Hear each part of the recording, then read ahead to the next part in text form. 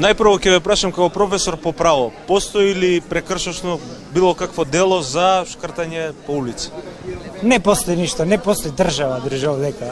Значи сега сме сведоци како партиската полиција на Оливер Спасовски се сили на дечки од Црвена младина, на студенти кои се првенци на генерација.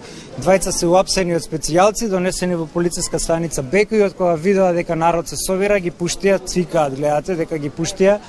Сакам да кажам дека уште двајца ги бркаат низ градов, се не можат да ги идентификуваат, наместо да ги апсат хоштаплериво од онкологија, ќе ги апсат дечките од Црвена младина. Дојде на адвокат, сега се уцвикаа и ги пуштија. Левица ќе им покрие било што сакаат, не сакаат кривична, сакаат прекршочна, што сакаат.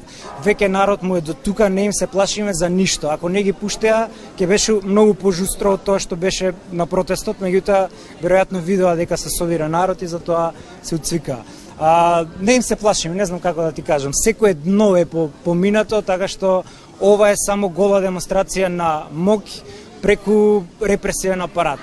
Да се плашевме, ние ова немаше да оправиме, така што нит ви се плашиме, еве порака до Оливер Спасовски, ќе го викнеме на пратенички прашање за ова, како специјалци со пуна ратна опрема се силат на голораки студенти. Добро, веројатно прашањето на целата јавност е што е следно, што понатаму? Кои ќе бидат вашите следни чекори, имајќи во предвид дека очигледно некои, можам да кажам, стандардни политички методи не ја уриваат оваа влада? Пак гледате сега, левица е дел од опозицијата. За уривање на влада треба обединета опозиција, меѓутоа тука јас тоа не го гледам моментално. Мислам дека и на синокешниот протест не беше целата опозиција вклучена целосно како што треба да биде вклучена. Ќе видиме, меѓутоа јас не сум оптимист дека би издействувале било што понатаму.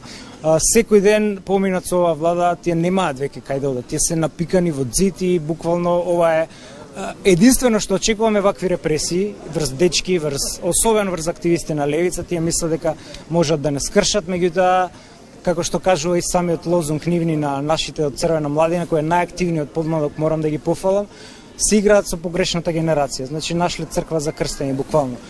Одиме до крај, до падот на овој хибриден режим, кој што секојдневно губи на рейтинг и тие немаат каде да одат веќе, освен да одговлекуваат на наредни избори, а изборите зависат од ДУИ, ниту од ВМРО ДПМН, ниту од Левица, ниту од СДС, зависат од ДУИ и ќе видиме кај ќе терам. Лично, ако ме прашувате, јас не верувам дека ќе има предвремени избори. Иако се шпекулира за ноември, меѓутоа моите информации говорат дека ќе одат до крај, да исцедат се што може. Гледате, крадат на мртви, крадат на болни, крадат на се што е ван памет да се краде, така што мислам дека последните денови ги бројат и ќе биде, како ќе оди и времето, ќе бидат порепресивни. И ова ќе станува секојдневие, мислам. Така, споменавте само на кратко обединување, окрупнување, дали сте во контакт можеби со некои невладени организации, со останати политички чинители за реално да се направи некаков опозицијски фронт кој што би делувал на...